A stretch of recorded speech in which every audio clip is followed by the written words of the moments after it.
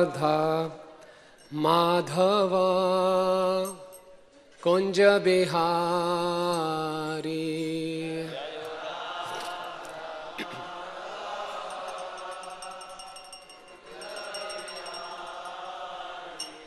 जय राधा माधव कुंज बिहारी।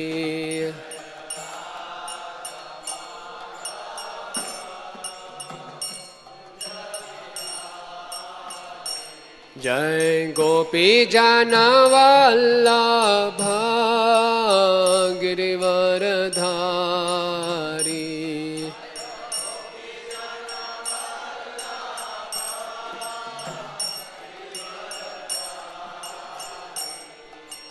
यशोदानंदन ब्रज जनरंजना।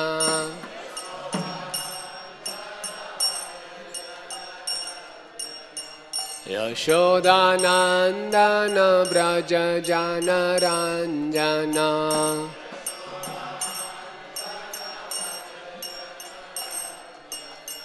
यमुना तीरा वनचारी।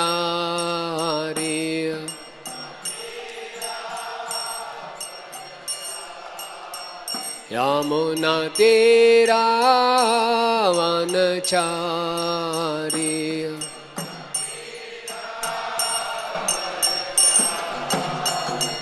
जय राधा माधव कुंज बिहारी।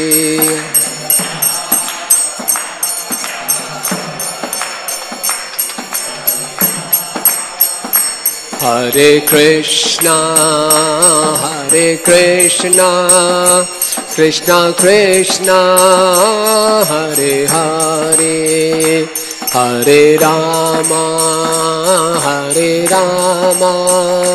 राम राम हरे हरे।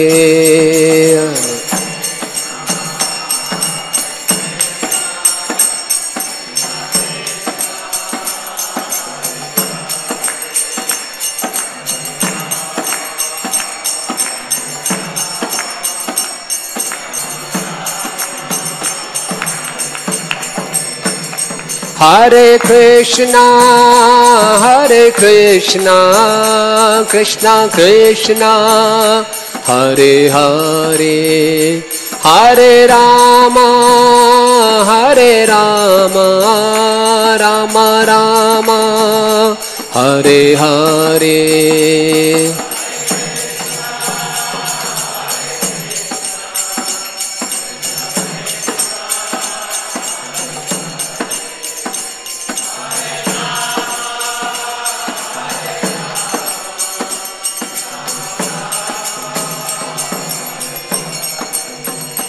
हरे कृष्णा कृष्णा कृष्णा हरे हरे, हरे राम राम राम हरे हरे।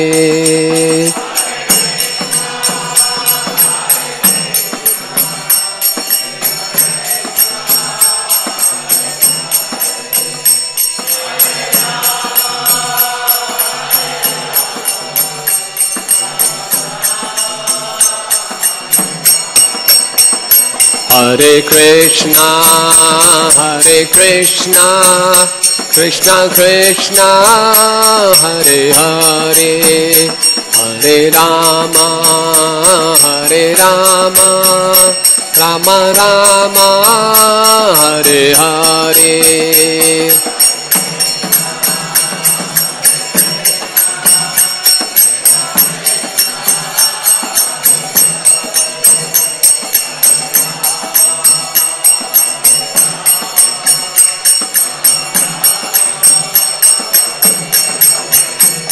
जय प्रभुपदा श्रील प्रभुपदा।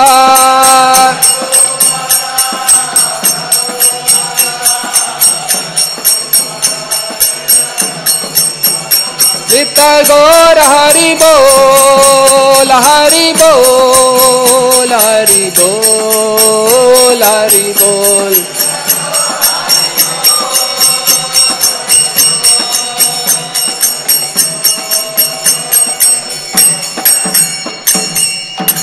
जय Vishnupad Paramhans प्रवचिकाचार्य स्तोत्रोष्ट Shrimad His Divine Grace A.C. Bhaktivedanta Swami Srila Prabhupada ki ISKCON founder Acharya Jagat Guru Savior the whole world A.C. Bhaktivedanta Swami Srila Prabhupada ki Jai Vishnupad Paramhans Prabhupada Stotroshta Shrimad His Divine Grace Srila Bhakti Siddhanta Saraswati Thakur Maharaj Prabhupada ki अनंत कोटि वैष्णववृंद की नामाचार्य श्रीला हरिदास ठाकुर की प्रेम से कहो श्री कृष्ण चैतन्य प्रभु नित्यानंद श्री अद्वैत गदाधर शिवासादि गौर भक्त वृंद की श्री श्री गौर निताय की श्री श्री कृष्ण बलराम जी की श्री श्री राधा पार्था साथी ललिता विशाखा सखी की श्री श्री राधा राधिका रमन जी की श्री श्री सीताराम लक्ष्मण हनुमान की जगन्नाथ बलदेव सुभद्रा सुदर्शन जी की वृंद देवी तुलसी महारानी की ग्रंथ श्रीमद् भागवतम की निताई गौर प्रेमानंदे।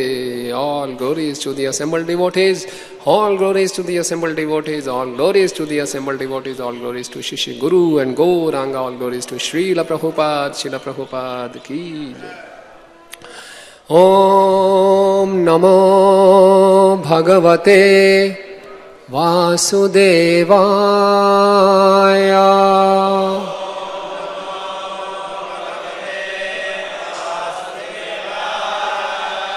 Om Namo Bhagavate Vasudevaya।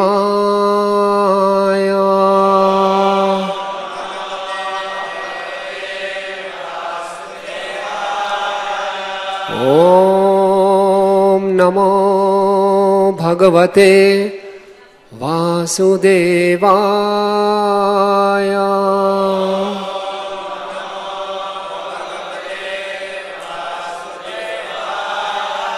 नारायणं नमस्कृत्यं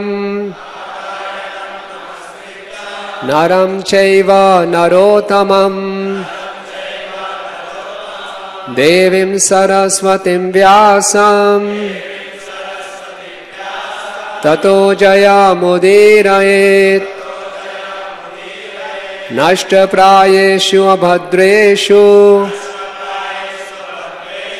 नित्यं भागवत सेवया भगवते उत्तम श्लोके भक्तिर्भवति नैष्ठिकी। ग्रंथ श्रीमद् भागवतम चौथा स्कंद अध्याय संख्या 29। अध्याय का नाम है नारद तथा राजा पचीन भरी के मध्य वार्तालाप। श्लोक संख्या 29। क्वचित् पुमान क्वचित् स्त्री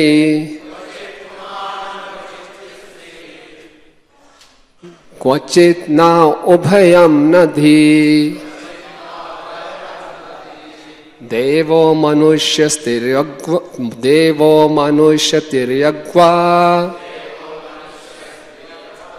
यथा कर्म गुणं भव। क्वचित् पुमान् क्वचिच्च स्त्री क्वचिन्नोभ्यम् अन्धधी देवो मनुष्यस्तिर्यग्वा यथा कर्म गुणं भव। क्वचित् पुमान् क्वचिच्च स्त्री क्वचिन्नोभ्यमन्धधी देवो मनुष्यस्तिर्यग्वा यथा कर्म गुणं भव।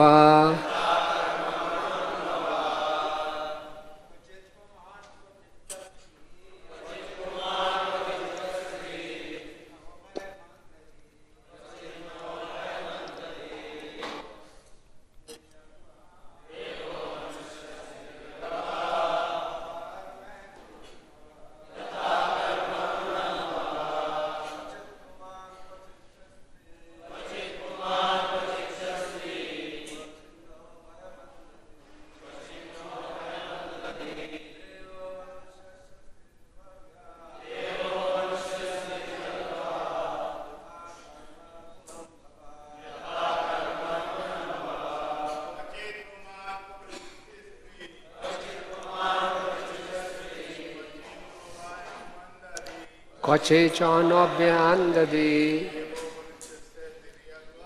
देवो मनुष्यस्य तिर्यग्वा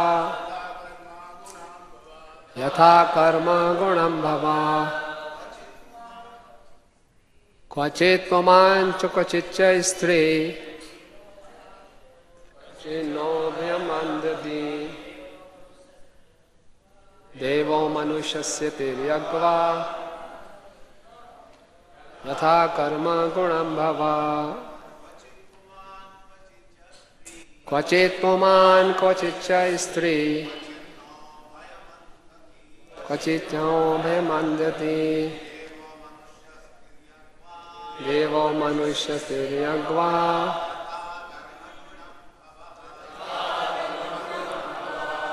माताजी क्वचित् पुमान् क्वचिच्च स्त्री क्वचिन्नोभ्यमन्दति देवो मनुष्यस्तिर्यग्वा यथा कर्म गुणं भवा। धन्यवाद। शब्दार्थ अनुवाद एवं तात्पर्य एसी भक्ति वेदांत स्वामी श्रील प्रभुपाद जी के द्वारा श्रील प्रभुपाद की। क्वचित कभी पुमान नर, क्वचित कभी चा भी स्त्री नारी, क्वचित कभी ना नहीं, उभयम दोनों, अंध अंधा, धी जिसकी बुद्धि, देवः देवता, मनुष्य मनुष्य, तिर्यक पशु पक्षी आदि, वा अथवा, यथा अनुसार, कर्म कर्म के, गुणम गुण, भवा जन्म। भौतिक प्रकृति के तमोगुण से आच्छादित होकर जीवात्मा कभी नर, कभी नारी, कभी नपुंसक, कभी मनुष्य, कभी देवता, कभी पक्षी, पशु इत्यादि बनता है। इस प्रकार वह इस भौतिक जगत में घूमता रहता है। वह प्रकृति के गुणों के अधीन अपने कर्मों के कारण विभिन्न प्रकार के शरीर स्वीकार करता रहता है। पीछे दोहरा सकते हैं। प्रकृति, भौतिक प्रकृति के तमोगुण से आच्छादित होकर जीवात्मा कभी नर, कभी नारी, कभी नपुंसक, कभी मनुष्य, कभी देवता, कभी पक्षी, पशु इत्यादि बनता है। इस प्रकार वह इस भौतिक जगत में घूमता रहता है। यह प्रकृति के गुणों के अधीन अपने कर्मों के कारण विभिन्न प्रकार के शरीर स्वीकार करता रहता है। तात्पर्य, वास्तव में जीव भगवान का अंश है। फलतः वह आध्यात्मिक गुण संपन्न है। वह कभी भौतिक नहीं होता। उसका भौतिक बोध उसकी विस्मृति से उत्पन्न होने के कारण एक गलती है। वह भगवान के ही समान तेजोमय चमकीला है, किंतु सूर्य तथा सूर्य प्रकाश अत्यंत चमकीले तेजोमय होते हैं। भगवान पूर्ण चमकते सूर्य के सदृश हैं और जीव सूर्य के उन लघु कणों के समान हैं जिनसे सूर्य प्रकाश बनता है। जब ये लघु कण माया रूपी बादल से ढक जाते हैं तो उनका चमकीलापन अदृश्य हो जाता है। जब माया के बादल हट जाते हैं तो वह कण पुनः पूर्ववृत्त चमकने लगते हैं। जो ही जीव माया के अज्ञान से आच्छादित हो जाता है वह भगवान के साथ अपने संबंध को नहीं समझ सकता। यदि किसी तरह वह भगवान के समक्ष पहुंच जाता है तो वह अपने को भी उतना ही प्रकाशपूर्ण तेजोमय पाता है जितना कि भगवान, भले ही वह उतना व्यापक ना हो। चूंकि जीव परमेश्वर का अनुकरण करना चाहता है इसलिए वह माया से आच्छादित है। हम ना तो भगवान का अनुकरण कर सकते हैं, ना ही हम परम भोक्ता बन सकते हैं। यह संभव नहीं है। किंतु जब हम ऐसा होना संभव सोचते हैं तो हम माया द्वारा बद्ध हो जाते हैं। इस तरह परमेश्वर के साथ अपने संबंध को भूल जाने के कारण ही जीव माया के चुंगल में आ फंसता है। माया के वश में होकर जीव भूत प्रेत बाधा से त्रस्त व्यक्ति जैसा बन जाता है।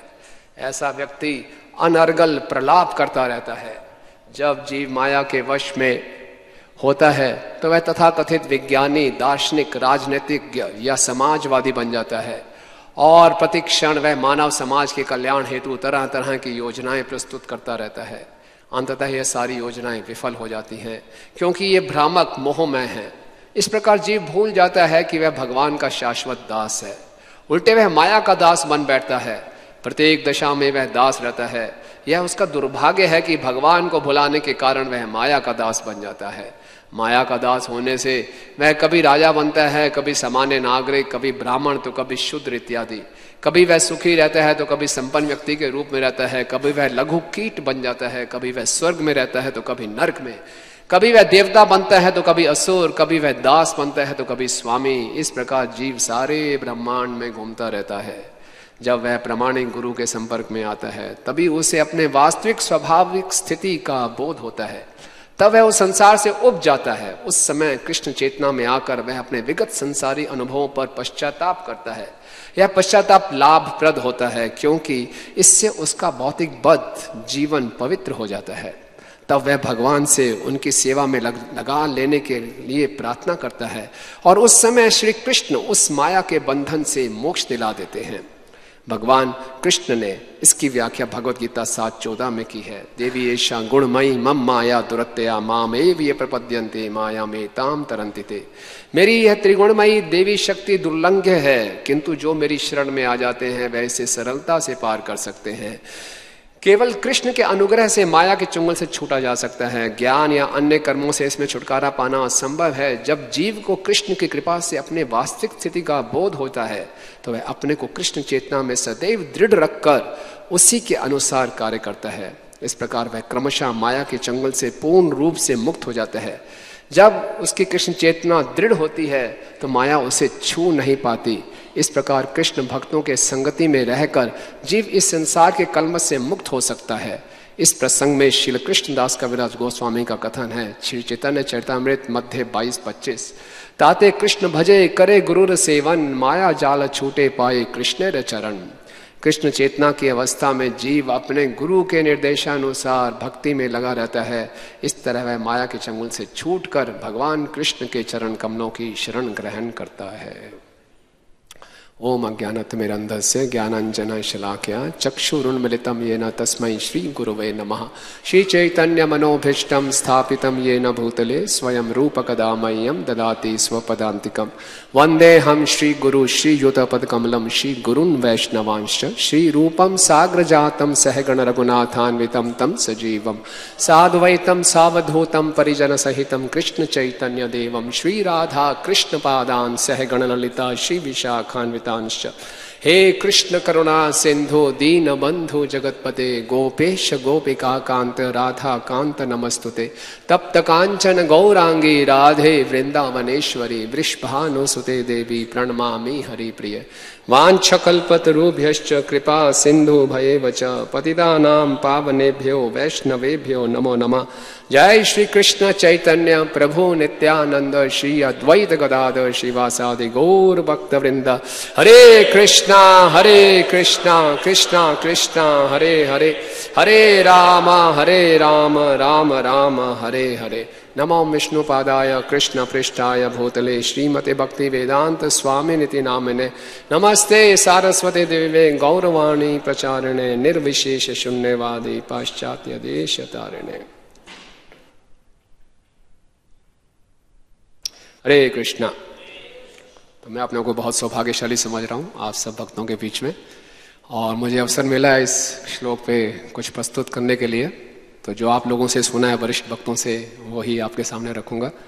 तो सभी भक्तों से कृपा की याचना करते हुए और अपने शुद्धिकरण के लिए बहुत ही इंटरेस्टिंग प्रसंग है।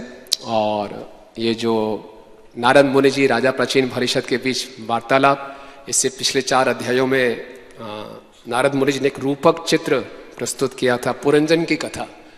पुरंजन वो जीव है जो कि शरीर में भोगना चाहता है और उसको खूब भोग करके अपने आनंद की इच्छा को पूरा करना चाहता है। तो बड़े सुंदर ढंग से रूपक तरीके चित्र देकर नारद मुनि ने समझाया। तो राजा प्राचीन परिषद ने कहा कुछ समझ में नहीं आया है, आपने इनडायरेक्टली बोला है, कुछ कुछ आभास हो रहा है मुझे। कई बार हम जब सुनते हैं तो कई प्रीचर बहुत कई बार तो हम डायरेक्ट पिचिंग कर सकते हैं किसी को, और कई लोगों को हम डायरेक्ट पिचिंग नहीं कर सकते। तो जब इनडायरेक्ट पिचिंग की जाती है तो व्यक्ति सामने वाला सुनता है, वो सोचता है शायद किसी और के लिए बोला जा रहा है, लेकिन बात अंदर घुस जाती है कर्णों के माध्यम से। जब बाद में अकेले में प्रसाद पा रहा होता है तो समझते हैं हाँ द्वेष तो नहीं करना चाहिए, नहीं करना चाहिए, क्या मैं द्वेष करता हूँ? फिर धीरे धीरे बात उसको रियलाइज होती है। तो यही राजा प्राचीन भरिष्य के साथ हुआ, कुछ कुछ उसको बातें छुई लेकिन बातें पूरी स्पष्ट नहीं हुई। तो बोला थोड़ा आप स्पष्ट करके बताइए। तो फिर अब नारद मुनि ने बोला कि अब ये तैयार है सुनने के लिए। अब नारद मुनि जी पूरा खोल के बता रहे हैं कि किस जो चरित्र मैंने रूपक में बताया था उसका क्या अर्थ है, और इस प्रकार से बहुत ही विस्तार में सांख्य योग का वर्णन कर रहे हैं नारद मुनि जी, कैसे ये जीवात्मा इस भौतिक सृष्टि से बिल्कुल अलग है और किस प्रकार प्रकृति के 3 गुणों में आकर देहात्म बुद्धि के कारण जीवात्मा किस प्रकार से तरह तरह के कष्ट भोगता है। तो आज बताया क्वचित पुमान क्वचित च स्त्री, कभी वो पुरुष बन जाता है कभी स्त्री, क्वचित ना उभयम, कभी इन दोनों में से कुछ भी नहीं बनता, और अंधधी, बिल्कुल उसकी बुद्धि अंधी हो जाती है, कभी देवता कभी मनुष्य कभी पशु कभी पक्षी, इस प्रकार से अपने कर्म और गुणों के प्रभाव से बार बार उसका जन्म होता रहता है। भव, बार बार, पुनरपि जननम पुनरपि मरणम। तो श्रील प्रभुपाद जी ने बहुत विस्तार में तात्पर्य समझाया है और बहुत सी इंस्ट्रक्शंस दिए हैं हमें। प्रभुपाद ने तात्पर्य के पहले 2 पैराग्राफ में, लगभग 1.5 पैराग्राफ में समस्या का वर्णन किया है कि कैसे जीव प्रकृति के 3 गुणों में फंस के तरह तरह के कष्ट पाता है, और आखिरी के 2 पैराग्राफ में प्रभुपाद जी ने समाधान बताया है कि कैसे जीव चाहे तो बड़ी आसानी से इस भवबंधन से मुक्त हो सकता है। आज मैं सुबह प्रभुपाद जी का एक लेक्चर सुन रहा था भगवत गीता में। प्रभुपाद कह रहे थे it's not so difficult to become perfect but we don't desire to be perfect. Perfect होना इतना मुश्किल नहीं है, लेकिन हम इच्छा ही नहीं करते परफेक्शन के लिए। तो प्रभुपाद जी वही कुछ बातें इसमें रिपीट कर रहे हैं। बड़ी हैरानी की बात है कि हम भगवान के अंश हैं और उनको भूलने के बाद हमारी ऐसी दुर्गति होती है। जब भगवान ने सृष्टि की रचना प्रारंभ की, और इस सृष्टि की रचना इसीलिए की गई कि हम जैसे जो बागी जीव हैं, जो भगवान की नकल मारना चाहते हैं, भगवान से स्पर्धा करते हैं, उनको भगवान ने अवसर दिया। ठीक है, आप जितना स्पर्धा करना चाहते हैं करिए, जहां तक आप मेरी नकल मार सकते हैं करिए, पूरी छूट दी। ये भगवान का एक प्रकार से करुणा भी है और उनके ये वैराग्य का ऐश्वर्य भी है। लीजिए, जो फैसिलिटी चाहिए लो। ऐसे तो भगवान असम ऊर्ध्व हैं, उनसे कौन स्पर्धा कर सकता है। तो भगवान ने जब सृष्टि की रचना की, अपना एक विराट रूप बनाया, पूरा ब्लूप्रिंट तैयार कर दिया, ब्रह्मा जी को भी उत्पन्न कर दिया गर्भोदक विष्णु जी की नाभि से, और सारे के सारे ग्रह बना दिए, सारे के सारे जीव अपने पूर्व जन्मों की इच्छाओं के साथ है, और ब्रह्मा जी को वहां सृष्टि शुरू कर सकते हैं। तो ब्रह्मा जी ने जब सृष्टि शुरू की, सृष्टि शुरू करने से पहले ब्रह्मा जी ने सबसे पहले अज्ञानता की सृष्टि की, अविद्या की सृष्टि की। 5 प्रकार की अविद्या है। उसमें सबसे पहले तमस। तमस ये कि मनुष्य अपनी असली पहचान भूल जाता है। अपनी पहचान भूल गया कि मैं भगवान का दास हूं। पूछा जा सकता है कि भगवान ने सब कुछ रॉ मटेरियल दे दिया ब्रह्मा जी को, तो ब्रह्मा जी ने सृष्टि की रचना शुरुआत से एक पॉजिटिव तरीके से क्यों नहीं की?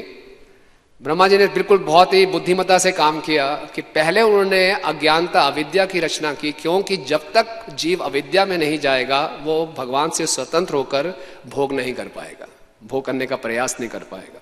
तो उसको पहले भूलना पड़ेगा कि मैं भगवान का दास हूं, है ना। किसी पड़ोसी के घर में जाके हम फ्रिज खोल के आराम से नहीं खा पी सकते जब तक हम ये भूल ना जाए कि ये पड़ोसी का घर है ना। तो ऐसे तो नहीं घुस जाएंगे। जो व्यक्ति पागल होता है कहीं भी गुजर, उसको मालूम नहीं, इस चीज का ध्यान नहीं है। इसी प्रकार से एक अज्ञानता क्रिएट की गई। तो सबसे पहले भुलाया गया कि तुम आध्यात्मिक सुफिलिंग हो, तुम भगवान के अंश हो। यह है तमस, पहली अज्ञानता। दूसरी अज्ञानता मोह। मोह में वो ये समझता है कि मैं शरीर हूं, मैं ये आत्मा नहीं, मैं ये शरीर हूं, मैं पुरुष हूं, मैं स्त्री हूं, तो इस शरीर के सुख के लिए मुझे जो चाहिए उसको मैं जरूर इकट्ठा करूंगा और सुख पाऊंगा, सुख भोगूंगा। ये है मोह। फिर तीसरा है महामोह। महामोह में शरीर को सुख देने के लिए जो जो सुविधाएं बटोरता है, सामग्री बटोरता है, उसको अपना मालिक समझता है कि मैं इसका प्रोप्राइटर हूं, मैं इसका भोक्ता हूं। वो है महामोह। चौथा है तामिस्त्र। तामिश्र में क्या होता है, जब उसकी भोग की इच्छाएं बढ़ जाती हैं और कहीं उसकी योजनाएं पूरी नहीं होती तो उसको क्रोध आता है, तो कुंठित होकर वो क्रोध करता है, यह है तामिश्र। और फिर पांचवी उसकी अज्ञानता है अंध तामिश्र। अंध तामिश्र में उसने सब कुछ बटोर लिया, कुंठित भी है, लेकिन साथ साथ उसको एक डर लगा रहता है कभी ये सब छीन ना जाए, मृत्यु का भय, तो यह है अंध तामिश्र। तो इस 5 प्रकार की अज्ञानता की पहले रचना की जाती है। हालांकि ब्रह्मा जी स्वयं एक परम वैष्णव हैं, उन्होंने जब ये 5 प्रकार की अज्ञानता की रचना की तो बड़े असंतुष्ट हो गए कि मैं क्या देख रहा हूं, जीवों को इतने कष्ट में जाना पड़ेगा। लेकिन ये थैंकलेस सर्विस थी, प्रभुपाद जी लिखते हैं तात्पर्य में। जय श्री श्री राधा पार्थ साथी नेता विशाखा जी की जय, श्री श्री गौर निताय की जय, सीताराम लक्ष्मण हनुमान की जय। तो इस प्रकार जीव के लिए एक ऐसा वातावरण बना दिया गया कि वो पूर्ण रूप से कृष्ण के साथ अपने संबंध को भूल गया और बोला अब जीव समझता है कि मैं इस संसार में पुरुष हूं, भोगता हूं। पुरुष प्रकृतिस्थ भुंक्त प्रकृति जान गुणान कारणम गुण संग से सत असत योनि जन्मसु। हालांकि वो भगवान की एक प्रकृति है, लेकिन अपने आप को पुरुष मानता है इस माया के 3 गुणों के प्रभाव में। और पुरुष प्रकृतिस्थ, हालांकि इस भौतिक प्रकृति में है, और प्रकृति जान गुणान, उनको भोगने का प्रयास करता है। जब भोगने का प्रयास क्या कहता है, तो प्रकृति गुणों के संग के कारण सत असत योनि, कभी देवता, कभी कीट, कभी मनुष्य, कभी पशु, कभी पक्षी, इस प्रकार से अलग अलग योनियों में वो भटकता है। और हैरानी की बात यह है, ये माया इतनी प्रबल है कि हर योनि में जीव अपनी कॉम्पिटिटिव स्पिरिट को छोड़ता नहीं है ना, उसको लगा रहता है हम होंगे कामयाब एक दिन, है ना। छोटा सा जो कीड़ा है वो भी कृष्ण से स्पर्धा करता है ना, वो अपने आप को कृष्ण समझता है, मैं भोगता हूं, परम भोगता हूं। एक छोटा सा कीटाणु भी ये सोचता है कि पूरी सृष्टि की रचना मेरे भोग के लिए की गई है और इस पूरे ब्रह्मांड के एक एक जीव को मेरा सहयोग देना चाहिए, मेरी सेवा करनी चाहिए। और जब उसको सहयोग प्राप्त नहीं होता तो लड़ाई झगड़े होते हैं, है ना, द्वेष होता है। तो इसीलिए देखिए संसार में इस देहात्म बुद्धि के कारण कितनी अशांति और कितना क्लेश है ना। एक मच्छर भी ये सोच रहा है कि मैं भोगता हूं, एक मनुष्य भी सोच रहा है मैं भोगता हूं। जो मनुष्य के रगों में, शरीर में खून बह रहा है, मनुष्य सोचता है ये मेरा खून है, मैंने इतनी मेहनत की, इतना स्वादिष्ट भोजन खाया, उसको पचाया, ये खून बनाया। लेकिन मच्छर कहता है नहीं ये मेरा खून है, इस पे मेरा अधिकार है ना। तो वो उस पे आक्रमण करता है और मनुष्य तरह तरह के तरीके अपनाता है मच्छरों को भगाने के लिए। हम इसलिए बता रहे हैं कि आप पंजाबी बाग में आइए तो आपको साक्षात्कार इसका होगा। आप सोचेंगे भागवतम क्लास में मच्छरों को क्यों वर्णन कर रहे हैं। तो वो आक्रमण करते हैं चारों तरफ से और हम तरह तरह के तरीके, मॉस्किटो रिपेलेंट, किलर्स लेके आते हैं, लेकिन उनको बहुत क्रोध आता है, वापिस आते हैं, इनको डेंगू करो, चिकनगुनिया करो, कुछ भी करो। तो इस प्रकार से आप देखिए वो भी कह रहा है कि मैं भोगता हूं, इस पे मेरा अधिकार है। हर जीव इस प्रकार से अपने आप को पुरुष समझ रहा है और इतने कष्ट पाने के बाद भी उसको एक ज्ञान नहीं होता कि मैं दुखी क्यों हूं। तो एक बार श्रीला प्रभुपाद जी मॉर्निंग वॉक में थे तो उनके शिष्य ने पूछा, प्रभुपाद इतने संसार में दुख है तो भगवान ने माया की रचना क्यों की। प्रभुपाद ने कुछ सुना नहीं, सीधा चलते रहे। तो फिर दोबारा प्रश्न किया, प्रभुपाद ने फिर भी नहीं सुना। तो उनके सेक्रेटरी ने बोला जोर से बोलो, जोर से। तो जोर से बोला, प्रभुपाद भगवान ने माया की रचना क्यों की। प्रभुपाद रुके और जोर से चिल्लाए, कृष्ण ने रचना नहीं की, तुमने रचना की है ना। और प्रभुपाद इतने जोर से चिल्लाए तो शिष्य को ऐसा लगा हाँ ये मेरा फॉल्ट है ना। और ऐसा लगा कि प्रभुपाद की ये वाणी बिल्कुल मेरे माया के पूरे, उन्होंने नेटवर्क को पूरा का पूरा भेद दिया है ना। तो ये हमें जिम्मेवारी लेनी पड़ेगी कि हमने अपनी तुच्छ स्वतंत्रता का गलत उपयोग किया। कृष्ण की नकल मानना चाहिए। प्रभुपाद ने कहा ये नकलची भगवानों के लिए है ये पूरा संसार, हर व्यक्ति अपने आप को भगवान समझ रहा है। तो ये रचना हमारी मानसिक कल्पना है, मेंटल कॉन्कॉक्शन है कि हम भगवान बन सकते हैं। और इतने कष्ट देने के बाद भी माया का माया इतनी प्रबल है, ऐश्वर्य माया है, ये दिव्य माया है कि हमें हमेशा एक उम्मीद की किरण छोड़ती है, नहीं सुख मिल जाएगा। और इसी उम्मीद के पीछे हम भागे रहते हैं, जैसे गधे के आगे वो गाजर लटकी रहती है, हमें लगता है अभी सुख मिलने वाला है। और हम जिस भी परिस्थिति में होते हैं उसमें संतुष्ट हो जाते हैं। किसी भी, हम जब किसी सुअर को देखते हैं कितनी गंदगी में है, मल खा रहा है, लेकिन सुअर, किसी सुअर को आपने देखा कि पतला दुबला टेंशन में घूम रहा हो, है ना? आराम से बढ़िया से मल खाता है, एक बढ़िया सा हेल्थ है उसका। तो सुअर हो सकता है हमें देखकर परेशान होता है, क्यों पागल लोग इतना भाग दौड़ कर रहे हैं, आराम से, मुझे खाने में कोई दिक्कत नहीं, पागल ये है कि पागल मैं हूँ। बहुत साल पहले मैंने IIT में ये ड्रामा किया था याद है प्रभु जी? तो ये हाँ, तो ये देखा जाए तो हर व्यक्ति अपने आप में संतुष्ट है जिस स्थिति में भी है।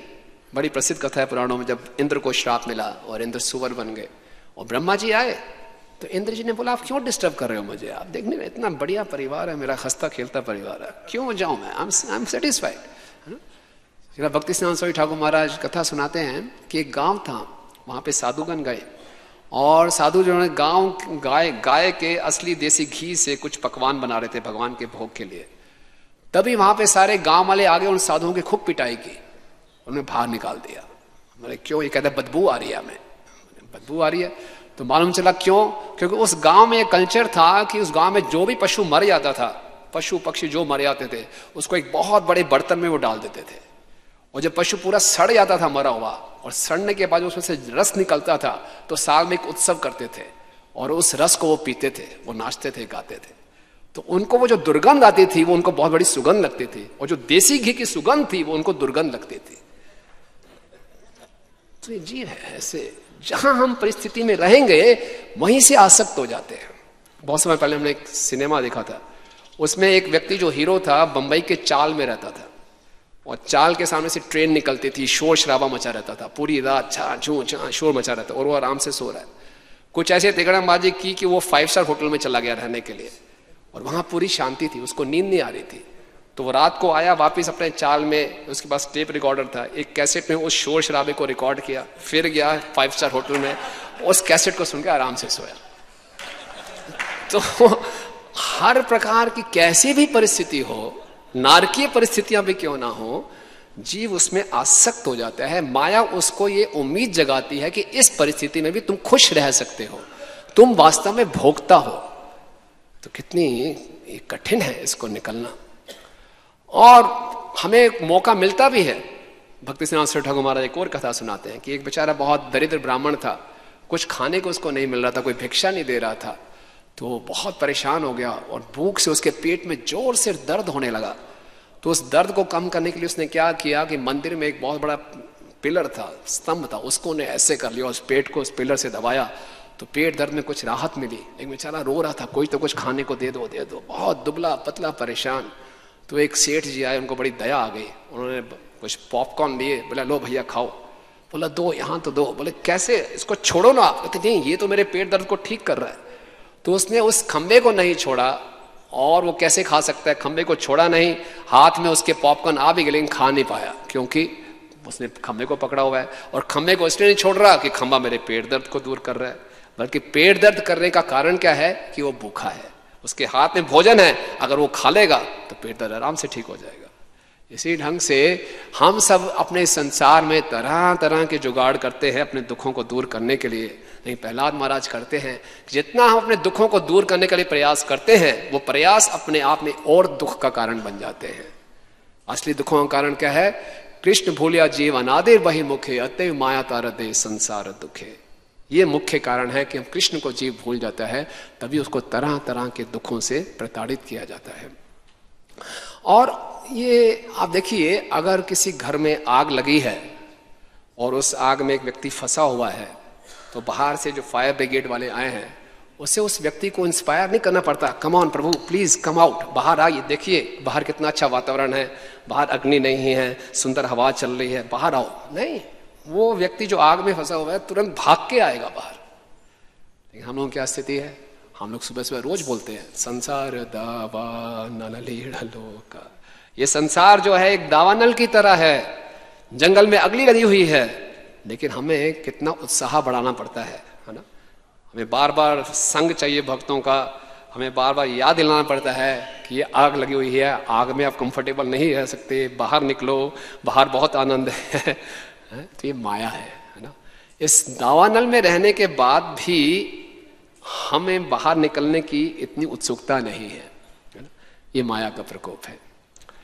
हर बारी हम सुनते हैं अभिन्नत्वम नाम नामिनो, भगवान और भगवान के नाम में कोई अंतर नहीं है। लेकिन बुरा मत मानिए, जिस प्रकार से अधिकांशतः भक्त लोग हम जप करते हैं तो ये रियलाइजेशन नहीं लगती कि भगवान और भगवान के नाम में कोई अंतर नहीं है।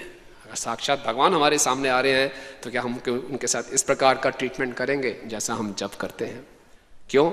ये सब माया का प्रकोप। जानते हुए भी, हमें मालूम है, फिर भी हम हमारे अंदर वो इच्छा ही प्रबल नहीं हो रही कि हमें इस दावानल से बाहर निकलना है। तो इस प्रकार से जीव तरह तरह की योनियों में भटकते हुए, और फिर क्या होता है, प्रभुपाद कह रहे हैं, उसकी स्थिति वैसे हो जाती है कि जैसे किसी को किसी ने भूत ने पकड़ लिया हो, है ना? जैसे कि प्रभुपाद अक्सर कोट करते हैं, पिशाची पहला जीव मति छन्न है, उसकी मति जो छन्न हो जाती है ना।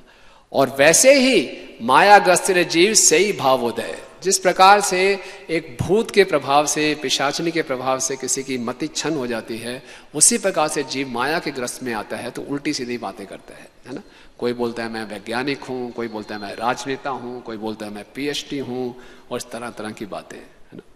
तो आपको लगे नहीं थे संसार में तो सब यही बोल रहे हैं, लेकिन प्रभुपाद कह रहे हैं केवल पागलपन है और कोई नहीं, है ना, केवल पागलपन है। ऐसे एक बारी एक व्यक्ति पागल खाने में गया तो क्षमा करें, नहीं, काफी समय पहले प्रधानमंत्री नेहरू गए थे, जवाहरलाल नेहरू पागल खाने में गए। तो वहां देखे तरह तरह के पागल हैं, कोई हंस रहा है, कोई रो रहा है, कोई क्या कर रहा है।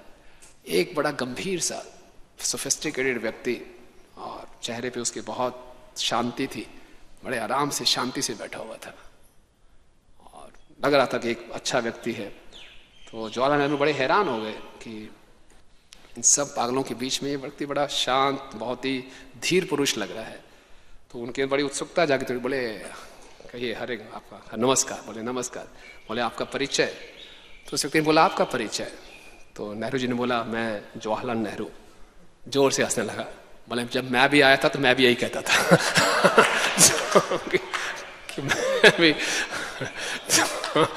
तो इस प्रकार से इस संसार में हर व्यक्ति वैसे प्रताड़ित है जैसे किसी को भूत ने पकड़ लिया। अभी कुछ समय पहले, हमारा सौभाग्य कहिए, दुर्भाग्य कहिए, हमें एक ऐसे जीव से मिले जिसको किसी ने भूत ने पकड़ लिया था।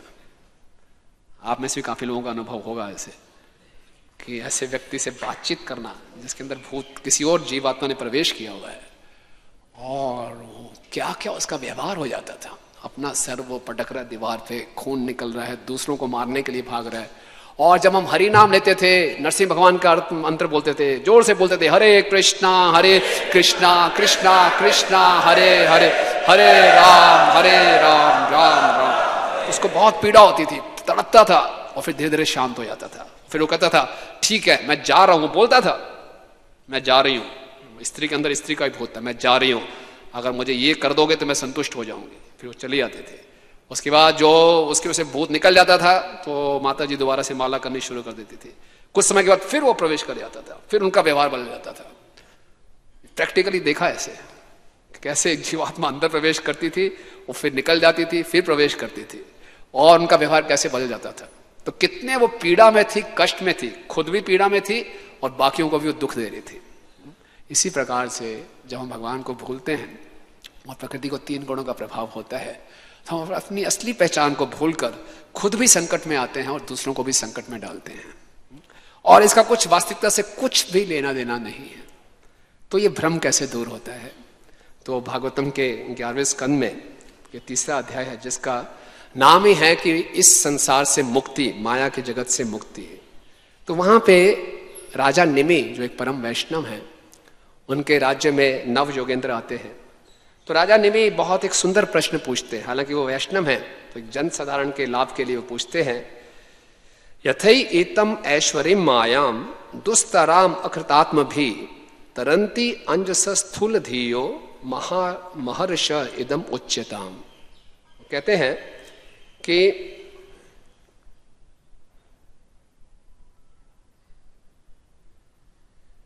हे परम ऋषि, कृपया करके आप बताइए कि एक स्थूल धी वाला व्यक्ति मूर्ख भौतिकवादी व्यक्ति कैसे आसानी से भगवान की इस मायावी शक्ति को पार कर सकता है, जिसको कि पार कर पाना बहुत ही कठिन है, खासकर ऐसे व्यक्ति के लिए जिसको जो कि आत्म संयमी नहीं है।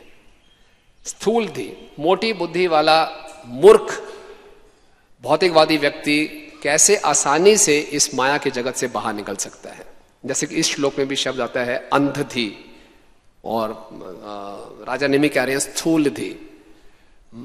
कैसे एक मूर्ख व्यक्ति संसार के चुंगल से बाहर निकल सकते हैं। तो प्रबोध जो नवयोगेंद्र में से एक थे वो बताते हैं कि संसार में मनुष्य पुरुष और स्त्री का देह ग्रहण करके वो समझता है कि संसार के सबसे बड़ा सुख है मैथुन का सुख, और सारे प्रयास करता है कि हर प्रयास से उसका सुख बढ़े और दुख कम हो। लेकिन होता क्या है, बिल्कुल उल्टा।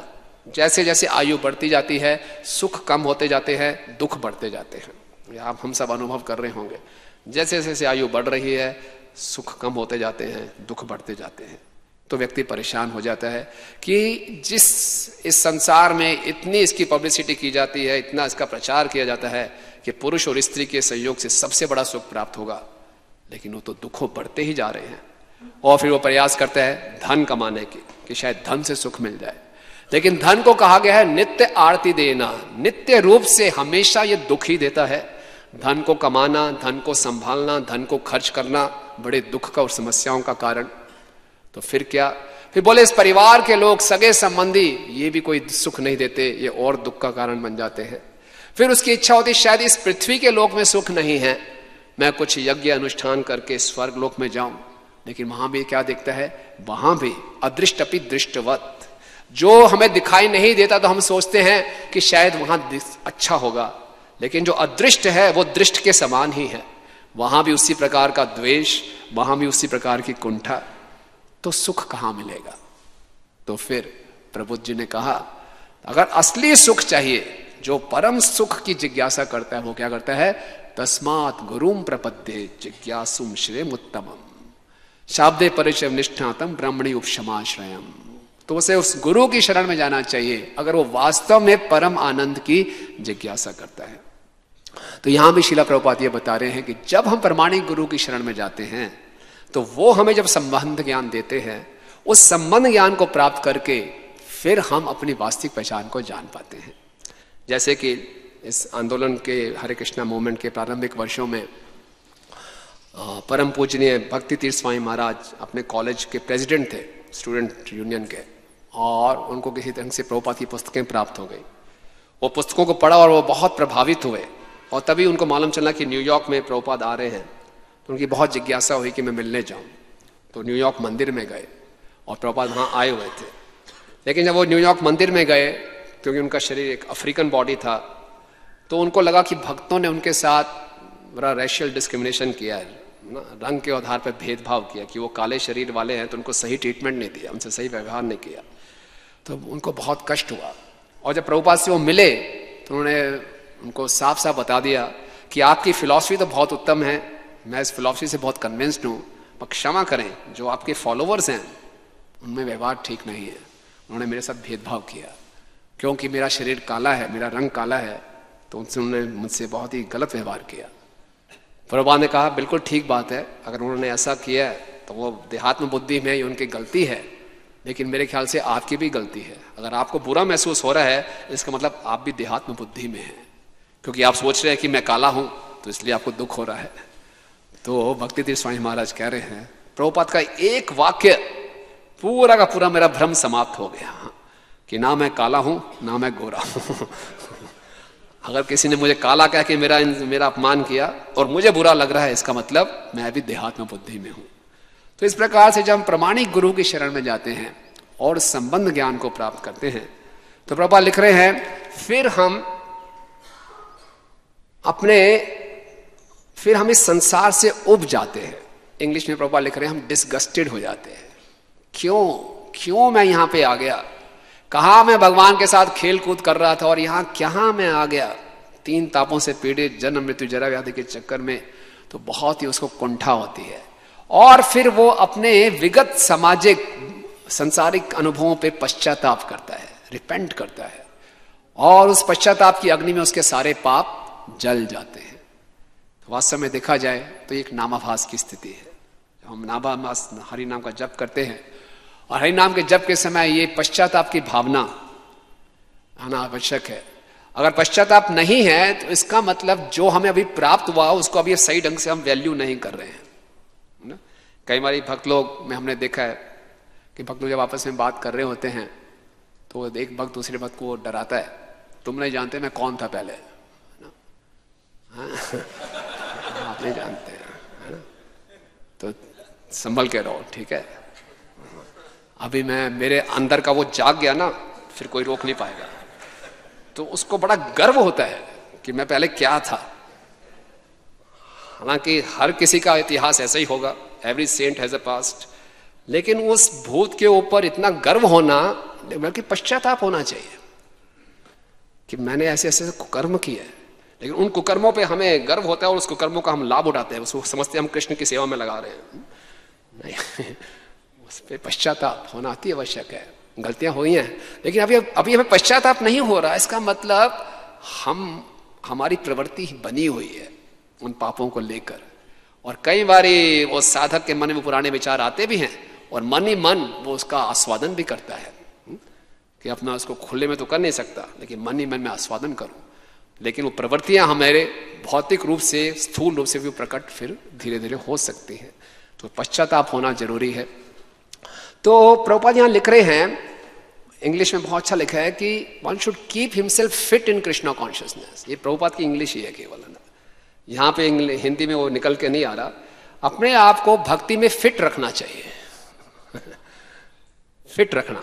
और फिर आगे प्रभुपाद कह रहे हैं कि जो कृष्णा कॉन्शियसनेस में स्ट्रांग होगा उसको माया छू भी नहीं पाएगी। एक बार प्रभुपाद बॉस्टन में थे तो टैक्सी ड्राइवर चला रहा था, प्रभुपाद पीछे बैठे थे। तो टैक्सी ड्राइवर ने देखा प्रभुपाद को, बोला so Swami you can do some magic like lying on the nails, bed of nails. क्या और स्वामी जी क्या आपको ऐसा जादू कर सकते हैं कि कीलों के बिस्तर पे आप लेट जाओ? प्रभुपाद मुस्कुराए, प्रभुपाद नहीं, I can do a bigger magic, मैं इससे भी बड़ा चमत्कार कर सकता हूं कि आप मुझे किसी कमरे में नग्न स्त्रियों के साथ भी बंद कर दे तब भी मैं उत्तेजित नहीं होऊंगा, है ना। तो ये है कि प्रभुपाद साक्षात प्रभुपाद ने करके भी दिखाया। प्रभुपाद प्रचार के लिए न्यूडिस्ट कैंप में गए, जो हिप्पीज लोग नंगे घूमते थे, और वहां से भी हिप्पीज को लेकर आ गए और उनको भक्त बना दिया। ये प्रभुपाद की महिमा है। तो प्रभुपाद बिल्कुल विचलित नहीं हुए, माया का कोई प्रभाव नहीं पड़ा। इसी ढंग से हम देखते हैं भागवतम के 3 स्कंद में जब ब्रह्मा जी सृष्टि की रचना कर रहे हैं तो ब्रह्मा जी ने अपनी पुत्री वाक की जब उत्पन्न हुई तो ब्रह्मा जी के ऊपर भी माया का प्रभाव पड़ गया कुछ समय के लिए, और ब्रह्मा जी खुले में अपनी पुत्री के पीछे भागे मैथुन करने के लिए। तो वहां श्रील प्रभुपाद लिख रहे हैं तात्पर्य में, ये जो घटना है ये उस कल्प की है जिस कल्प में ब्रह्मा जी ने भगवान से भागवतम नहीं सुनी थी। अगर भागवतम सुनी होगी तो उस कल्प में ऐसी घटना नहीं होगी यानी कि अगर हम सही ढंग से श्रवण करेंगे और भक्ति में सशक्त हैं, सही ढंग से हरिनाम का जप कर रहे हैं, श्रवण कर रहे हैं, अध्ययन कर रहे हैं, तो ये एक सुरक्षा चक्र का काम करता है जो कि हमें माया के प्रभाव से बचाता है। तो कैसे हम कृष्णा कॉन्शियसनेस में अपने आप को फिट रखें, ताकि अभी तो हम इस संसार में हैं और भक्ति करना, माया के प्रति युद्ध लड़ना है, तो बहुत आवश्यक है माया के प्रति युद्ध लड़ रहे हैं तो अपने आप को फिट रखें। तो कैसे फिट रखें? तो भागवतम के 7वें स्कंद में के 6ठे अध्याय के 5वें श्लोक में प्रभुपाद एक बहुत इंटरेस्टिंग परपट में बोलते हैं कि हमें अपने शरीर, मन और बुद्धि को इतना शक्तिशाली रखना चाहिए कि ये जो जीवन समस्याओं से भरे हुए जीवन में हम कभी भी अपने जीवन के असली लक्ष्य को ना भूलें। बहुत महत्वपूर्ण बात है कि अपने शरीर को, अपने मन और बुद्धि को इतना शक्तिशाली रखें कि ये जीवन से, समस्याओं से भरा हुआ जीवन, हर एक के जीवन में समस्याएं ही समस्याएं हैं। ब्रह्मचारी आश्रम में अलग तरह की समस्याएं हैं, वो मानसिक स्तर की समस्याएं हैं। गृहस्थ आश्रम में वास्तविक समस्याएं हैं। तो इन समस्याओं भरे जीवन में इनको डील करने में अपने जीवन के असली लक्ष्य को भूल जाते हैं। तो इसलिए क्या आवश्यक है? शरीर को, मन को और बुद्धि को स्ट्रांग रखें। तो कैसे स्ट्रांग रखें? तो इसमें हमें मदद करेगा अगर हम जितना सतोगुण को अनुकूल करेंगे अपने जीवन में, तो सतोगुण में आकर हम अपने परिस्थिति को यथारूप देखने का प्रयास कर सकते हैं। ये जो प्रकृति के 3 गुण हैं, इसका आत्मा से कुछ लेना देना नहीं है। भगवान उद्धव को बताते हैं उद्धव गीत में 13वें अध्याय के पहले श्लोक में, सत्वम रजस तमा इति गुणान बुद्धि नाच आत्मना सत्वेन अन्यात मनोहन्यात सत्वम सत्वेन चेवहि, कि ये सत्व रजो और तमो गुण है ये बुद्धि से है, आत्मा का से कुछ ले लेना नहीं है। सतो गुण के प्रभाव से अन्यों का हम हनन कर सकते हैं और फिर बाद में शुद्ध सत्व से इस सत्व का भी हनन कर सकते हैं। तो यानी कि अपने जीवन में धीरे धीरे हम सतोगुण को बढ़ाएं। सतोगुण में बढ़ाना मतलब एक प्लेटफॉर्म पे आ गए जिससे हम टेक ऑफ कर सकते हैं। जैसे किसी को यहां से मुंबई जाना है बाय फ्लाइट, तो कहां जाना पड़ेगा उसको? सबसे पहले एयरपोर्ट जाना पड़ेगा। एयरपोर्ट पहुंच भी गया तो एयरपोर्ट पहुंचने के बाद क्या गारंटी है कि वो बॉम्बे पहुंच जाएगा? क्या होना चाहिए उसके पास? टिकट होनी चाहिए। यानी कि सत्वगुण में आने से ही हम 3 गुणों को पार नहीं कर पाएंगे। वो जो टिकट है यानी कि हमारी भक्ति वो टिकट का काम करती है। अगर टिकट नहीं है, एयरपोर्ट में पहुंच भी गए तो उड़ थोड़ी पाएंगे। और लेकिन भक्ति कर रहे हैं लेकिन सत्वगुण नहीं है, एयरपोर्ट पहुंचे नहीं, टिकट है हाथ में, तो क्या घर की छत में फिर वो हो जाएगा? अभी मुंबई मुंबई मुंबई होगा कभी ऐसा कि एरोप्लेन छत पे आएगा हमें ले जाएगा? नहीं। तो हालांकि हम शास्त्रों में पढ़ते हैं कि नारद मुनि ने मृगारी का उद्धार कर दिया, रत्नाकर डाकू का उद्धार कर दिया, घोर तमोगुण में थे, लेकिन वो यूनिक केसेस हैं, है ना। सत्वगुण में आने से ही हमें हेल्प मिलती है कि हम शुद्ध सत्व की ओर जा सके। तो सत्वगुण को अपने जीवन में अनुकूल करना, जो कि प्रभुपाद कहते हैं सुबह जल्दी उठना, मंगल आरती में आना, अपने आप को स्वच्छ रखना, इससे कि हम सत्वगुण को अपने जीवन में अनुकूल करें। और फिर हम देख पाएंगे कभी भी जीवन के लक्ष्य से विचलित नहीं होंगे, क्योंकि जो भक्ति में आने के बाद भी माया अपने अनंत रूप धारण कर लेती है, कि कैसे इसको जीव को लक्ष्य से विचलित करना है। तो भक्ति में आने के बाद भी मनुष्य पूजा, लाभ, प्रतिष्ठा, पोजीशन, पावर, प्रेस्टीज, इसके पीछे फंस जाता है। और माया को ये देना बड़ा आसान है ना। वो आपने एक स्टोरी सुनी होगी ना, एक बूढ़ा व्यक्ति था, उसके घर के बाहर बच्चे क्रिकेट खेलते थे, बड़ा शोर मचाते थे। तो बूढ़ा बोला इनको कैसे दूर करूं? तो उन बच्चों को बुलाया, सबको 50-50 रुपए दे दिए, बड़ा अच्छा क्रिकेट खेलते हैं, वेरी गुड, शाबाश। बच्चे बड़े खुश हो गए। अगले हफ्ते आए, फिर 50 रुपए दे दिए। कुछ हफ्तों के बाद खाली 10 रुपए दिए। बोले क्यों, कम क्यों हो गया? बोले पेंशन नहीं आ रही, क्या बोलो। अगले हफ्ते आए तो 5 रुपए दिए, तो बच्चों ने 5 रुपए फेंक दिए। 5 रुपए के लिए क्रिकेट खेलते हैं क्या? हम नहीं खेलेंगे। बोले ठीक है मत खेलो। यही तो काम, यही तो चाहिए था मुझे। बच्चे पैसे के लिए नहीं आए थे क्रिकेट खेलने, हम लोग यहाँ पे पूजा, लाभ, प्रतिष्ठा, पोजीशन के लिए नहीं आए थे। जब मैंने अपने ऑफिस से रिजाइन किया तो मेरे बॉस ने पूछा, यार इतनी बड़ी पोस्ट छोड़ के जा रहे हो, क्या बन रहे हो वहां पे? ये तो सोचा नहीं, कहता क्या मिल रहा है आपको? तो इसलिए तो आए नहीं थे हम यहाँ पे, कोई भी नहीं आया होगा कि हमने बनेंगे जी, हम जीबीसी बनेंगे, नहीं, इसलिए तो हम तो फिलॉसफी से प्रभावित हुए, कीर्तन से आकर्षित हुए, इसलिए यहाँ पे आए। लेकिन बाद में यहाँ के मालूम चलता, अच्छा ऐसा भी होता है, यहाँ पे भी ऐसा, अच्छा तो ये क्यों ना करें।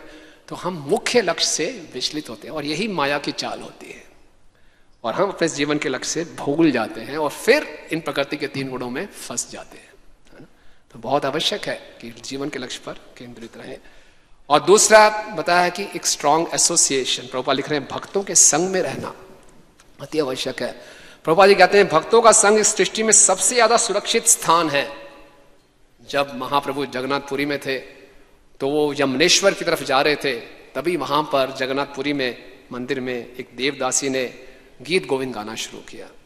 गुजरी राग में गीत गोविंद गा रही थी, बहुत सुंदर आवाज थी। महाप्रभु भावेश में आ गए और भागने लगे, इतनी जोर से भागे कि उनके पूरे शरीर पे कांटे भी चुभ रहे थे, उनको पता नहीं। और वो चाह रहे थे कि जो भी गायक है उसको मैं आलिंगन करूं, और गोविंद पीछे पीछे भाग रहा है। आप सोचिए महाप्रभु कितना भावावेश में तेज भागते होंगे। गोविंद जोर से पीछे भाग रहा है और जोर से आगे उन्होंने महाप्रभु के चरण पकड़िए, महाप्रभु ये स्त्री गा रही है। जैसे स्त्री सुना महाप्रभु रुक गए और गोविंद का आलिंगन कर लिया। बोले आज गोविंद, अगर मैंने उस स्त्री को छू लिया होता तो मैं वही शरीर त्याग देता। आज तुमने मेरे प्राणों की रक्षा की, मैं तुम्हें हमेशा ऋणी रहूंगा। गोविंद ने बोला मैं तो तुच्छ जीव हूं, आपकी रक्षा तो जगन्नाथ जी करते हैं। तो महाप्रभु ने बोला गोविंद, मैं आप तुम्हें शिक्षा दे रहा हूं, आदेश दे रहा हूं, हमेशा मेरे साथ रहना, क्योंकि संसार में हर स्थान पे और कहीं भी खतरा हो सकता है। तो बहुत बड़ी शिक्षा दे रहे हैं भक्तों को कि भक्त लोग हमेशा संग में रहें। कई बार संग में कुछ तकलीफें भी हों, कोई दिक्कत नहीं है, भक्तों के संग में रहेंगे हम सुरक्षित रहेंगे।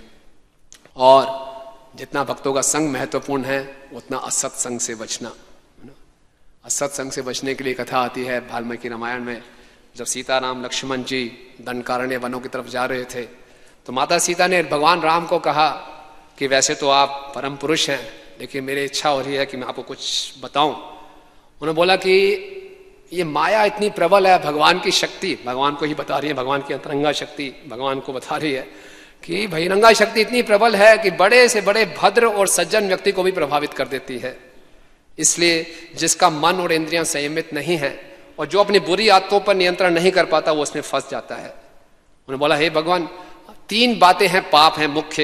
एक तो झूठ बोलना, पर स्त्री का संग करना और ऐसे जीवों पे हिंसा करना जिनसे कोई शत्रुता नहीं है। बोले पहले 2 दोष तो आप में नहीं है, लेकिन तीसरा दोष मैं आप में देख रही हूं। आप ये निरंतर जो धनुष बाण लेके चल रहे हैं, मैं देख रही हूं केवल आप राक्षसों का ही वध नहीं कर रहे, कई बारी जो बेचारे मासूम राक्षस हैं उनको भी आप मार देते हैं। तो जो ये आपका जो ये आपने हमेशा धनुष धारण किया हुआ है, इससे आपको मारने की प्रवृत्ति बढ़ रही है। फिर सीता मैया ने कथा सुनाई, एग्जाम्पल दिया। बोले एक ऋषि थे जो इतनी घोर तपस्या कर रहे थे कि इंद्र बड़े असुरक्षित हो गए। तो इंद्र ने बोला इस बारी कोई मेनका या अप्सरा भेजने की आवश्यकता नहीं है। इंद्र स्वयं आए एक राजा का वेश धारण करके और मुनि को प्रणाम किया। बोले मुनि मर मैं थोड़ा जल्दबाजी में हूं, ये थोड़ी मेरी तलवार रख लीजिए, बस मैं अभी आ रहा हूं, बस संभाल के रखिए, मैं आप तलवार आपसे ले जाऊंगा। मुनि ने कहा रख दो तलवार। तलवार सामने पड़ी रही, मुनि तपस्या करते रहे। अब उनके मन में देखूं सही तलवार क्या है, तलवार उठा ली, उठा के तपस्या करने लगे। फिर जहां भी जाते तलवार अपने साथ लेके जाते थे। फिर बोले अब तलवार है तो तलवार से झाड़ियां काटने लगे।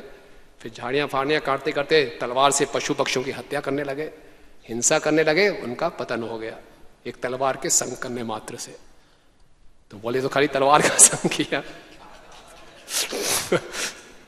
तो हम समझ सकते हैं आजकल असत्संग करने के लिए बाहर जाने की आवश्यकता नहीं है। एवरीथिंग एट फिंगर टिप्स, है ना। स्मार्टफोन है, बड़ा करो छोटा करो, यूं करो, कुछ भी करो, है ना। इतना ये आपको इंप्रेशन देता है कि मैं भोगता हूं, मैं नियंता हूं, पूरी दुनिया मेरी उंगली पे है। ऐसे कर दिया, ऐसे कर दिया ना। भगवान को छोटा करना छोटा कर दिया, भगवान को बड़ा करना बड़ा कर दिया। आप सोचिए ना, इसमें किस प्रकार की चेतना जा रही है हमारे अंदर। आप सोचिए, हर चीज इतनी सस्ती हो गई है और इतनी अश्लीलता, तरह तरह की गंदी वीडियोस एक्सचेंज हो रही हैं और कितना प्रदूषण फैल रहा है। हालांकि ये आवश्यक है आज के प्रचार के लिए एक बहुत सावधान, बहुत ही सावधान, बहुत ही भक्ति सिद्धांत ठाकुर महाराज कहते हैं युक्त वैराग्य करना चाहिए, लेकिन युक्त वैराग्य उसी को पालन करना चाहिए जिसके अंदर स्पिरिचुअल इंटीग्रिटी हो, आध्यात्मिक ईमानदारी हो। जिसके यहाँ ये आध्यात्मिक ईमानदारी नहीं है बचकर रहे, और यूज करना भी पड़े तो बहुत सावधानी के साथ, अन्यथा असत्संग होए। तो इस प्रकार से हम अपने आप को भक्ति में फिट रख सकते हैं। और सबसे बड़ी बात है, प्रभुपाद जी बहुत मुख्य सेंटेंस लिख रहे हैं ये, कि भगवान की कृपा से, केवल कृष्ण के अनुग्रह से माया की चंगुल से छूटा जा सकता है। हम इतना सुनते हैं कि माया ये है वो है, देहात्म बुद्धि से बचना चाहिए, हम शरीर नहीं आत्मा है नहीं, फिर भी कोई रियलाइजेशन नहीं है। ये ज्ञान है, विज्ञान नहीं है। ज्ञान विज्ञान में बदलता है भक्तों की और भगवान की कृपा से, बिना कृपा से कुछ नहीं। हमारी सारी जो साधना है, जो भी हमारा जप है, व्रत है, तप है, अध्ययन है, केवल भगवान और भक्तों की कृपा को आकर्षित करने के लिए, इसके अलावा और कुछ नहीं है। छाड़िया वैष्णव सेवा निस्तार पैछे के बाद, असंभव है बिना भक्तों की सेवा किए, बिना भक्तों की शरण में रहे हम इस माया को पार कर पाए, असंभव है ना। तो इसलिए भक्तों के संग में रहना, कलौ संग शक्ति, कलयुग में संग ही शक्ति है, लेकिन कलयुग कलह का भी युग है। संग में रहेंगे तो कलह होता है, लेकिन संग में ही शक्ति है। तो बड़ी ये विरोधाभास लगता है कि बोला कि संग में रहना चाहिए और संग में लड़ाई झगड़े हैं, द्वेष है, स्पर्धा है। तो कैसे रहें संग में? एकमात्र उपाय है, तृणादपि सुनिचेन तरोरपि सहिष्णुना अमानिना मान देन कीर्तनीय सदा हरि। जब तक हम वास्तव में इस श्लोक के महत्व को नहीं समझेंगे, हृदय से इसको अपने जीवन में अनुकूल करने की इच्छा को जागृत नहीं करेंगे, इसके लिए प्रयास नहीं करेंगे, प्रकृति के 3 गुणों से मुक्त होना असंभव है। एक बार मैं परम पूजनीय गोपाल कृष्ण स्वामी महाराज के पास आया, बहुत दुखी था, मंदिर में तरह तरह की मैनेजमेंट की समस्याएं मुझसे डील नहीं हो पा रही थी। मैं महाराज के पास गया, महाराज ये क्या हो रहा है, कोई क्या कह रहा है, कोई क्या कह रहा है, कोई क्या कह रहा है। तो महाराज ने सीधा बोले, जब तक आप त्रिनादपि सुनिश्चय नहीं बनोगे, इसी तरह इस संसार में सड़ते रहोगे, सड़ते रहोगे। इसके अलावा और कोई उपाय नहीं है ना। हम चाहते शायद कोई बाईपास हो, शॉर्टकट हो, और कोई उपाय नहीं है।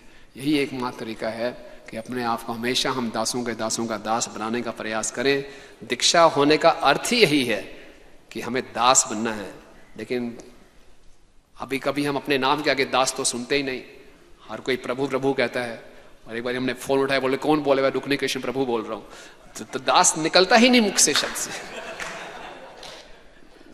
पूरा विश्वास हो गया है, कन्विक्शन हो गया है कि मैं प्रभु हूं, है ना। और प्रभु का वर्णन विश्वनाथ चक्रवर्ती ठाकुर जी बहुत इंटरेस्टिंग तरीके से करते हैं।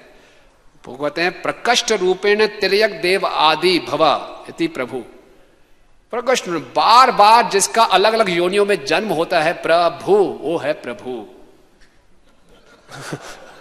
अलग अलग योनियों में जिसका जन्म हो बार बार, वो प्रभु है। तो कोई आपको प्रभु कहे तो याद दिला देना चाहिए, बिल्कुल ठीक कह रहे हैं, मैं प्रभु हूं। कभी मैं देवता बना, कभी पक्षी बना, कभी कीड़ा बना, ये समझ के हमें अपने करना चाहिए।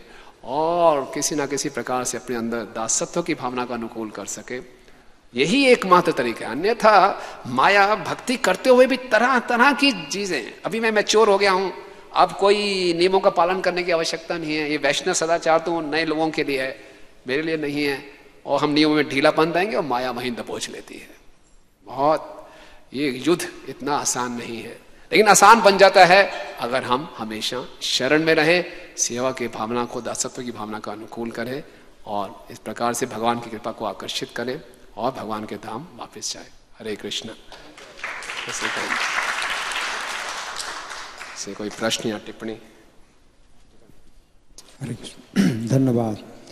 तो बहुत अच्छा बताया प्रभु जी ने, और बड़ी गहराई से सिद्धांत को समझाया है। तो आज के श्लोक में जो नारद जी बता रहे हैं कि जीव की स्थिति क्या है, कुचित पुमान कुचित स्त्री, कभी पुरुष बनता है, कभी स्त्री बनता है, और कभी नपुंसक बनता है, देवता, मनुष्य और पशु पक्षी की योनियों में जाता है। तो ये भ्रमण कर रहा है जीव।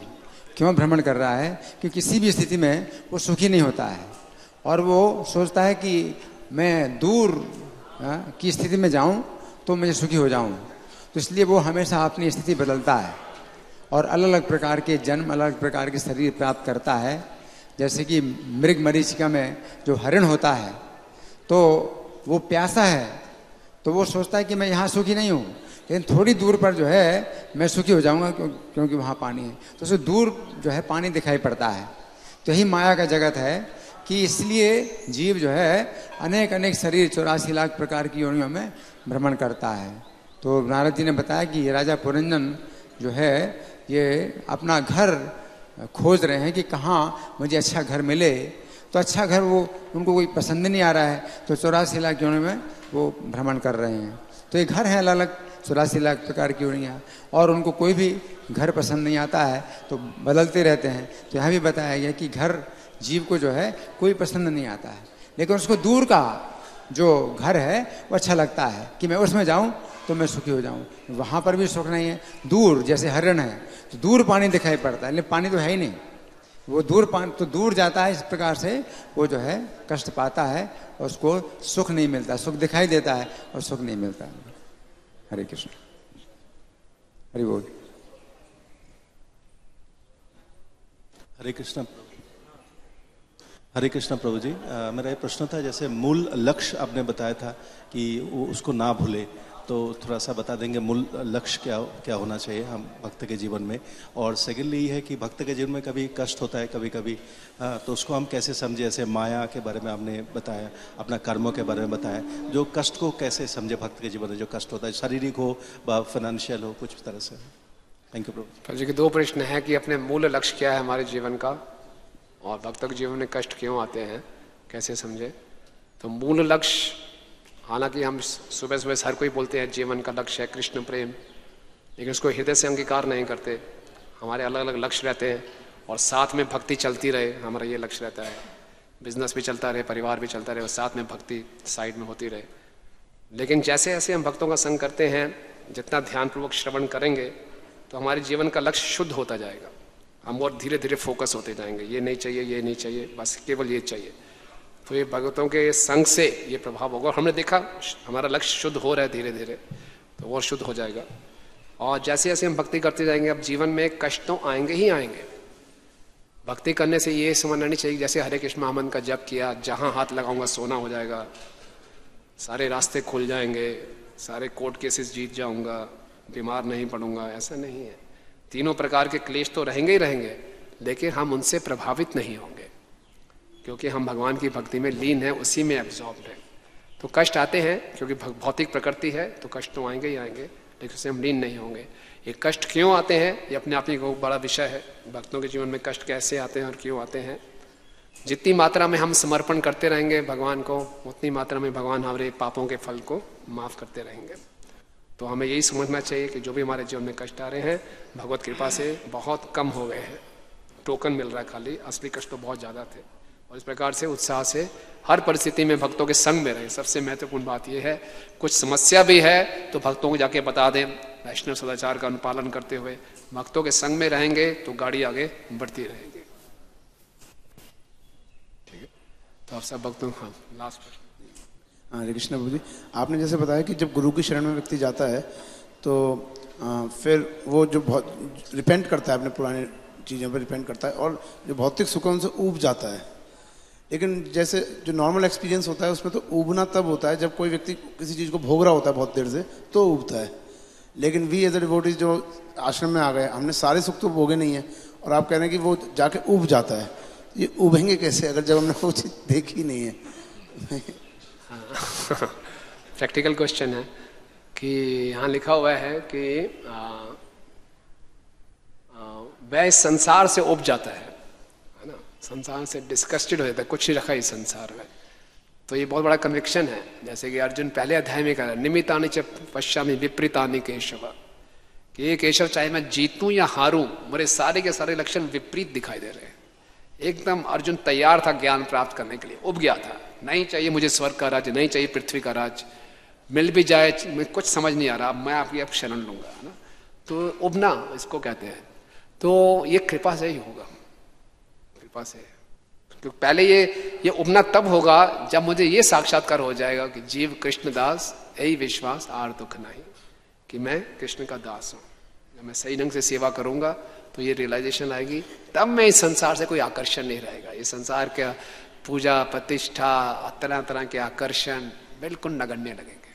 जैसे रघुनाथ दास गोस्वामी जी के पास इतना ऐश्वर्य था, अप्सरा समान सुंदर पत्नी थी, लेकिन सारे के सारे उनको सुख कांटों की तरह चुभते थे, जल्दी से जल्दी महाप्रभु की शरण में जाना चाहते थे। तो हमारे को ये साक्षात्कार नहीं है अभी, हमारा अभी भी आकर्षण है, तो कोई बात नहीं, हम साधना भक्ति के अंगों में जुड़े रहें और यही प्रार्थना करते रहें। श्रवण करते रहेंगे तो श्रवण कर करके हमारा वो कन्विक्शन बढ़ेगा, और कन्विक्शन रियलाइजेशन में बढ़ेगा वैष्णवों की कृपा से। पहले तो कन्विक्शन होना चाहिए, इंटेलिजेंस कन्विंस हो जाएगी, हाँ बात सही है, श्रवण से दुख तो है ही, अपना थोड़ा एक्सपीरियंस और सुनने से, और वो रियलाइजेशन आ जाए हृदय में, खोपड़ी से हृदय में आ जाए, है ना, यहाँ से यहाँ।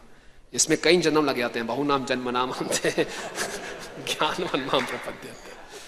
थोड़ा सा ही डिस्टेंस है खोपड़ी से हृदय में, यहां तो बल्ब जल गया लेकिन यहां अंधकार है, तो वो भक्तों की कृपा से होगा।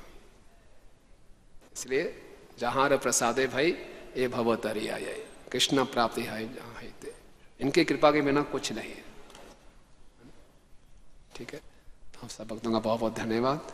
ग्रंथा श्रीमद् भागवतम की, जगत गुरु शिल प्रभुपाद की, अनंत कोटि वैष्णव वृंद की, निताय गौर प्रेमानंदे।